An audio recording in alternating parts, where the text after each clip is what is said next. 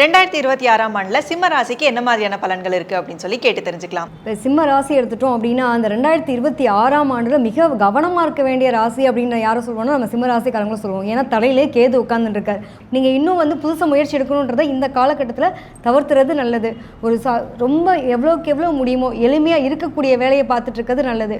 ஏன்னா ஒரு கடன் அடைக்க இன்னொரு பெருங்கடனை வாங்கி பெரிய லாக் ஆகக்கூடிய ஒரு அகலப்பாதத்துக்கு செல்லக்கூடிய ஒரு அமைப்பெல்லாம் இந்த காலகட்டம் ஏற்படுத்த போது ரொம்ப கவனமாக இருக்கணும். வரப்போகிற நாட்களில் லேட்டாக வந்தாலும் லேட்டஸ்ட்டாக வருவோன்னு பொறுமையே நிதானம் அப்படிங்கிறத மட்டுமே நீங்கள் கடைபிடிச்சு வந்தீங்கன்னா உங்களோட வாழ்க்கை ரொம்ப சிறப்பாக மேம்படக்கூடிய காலகட்டமாக இருக்கும்.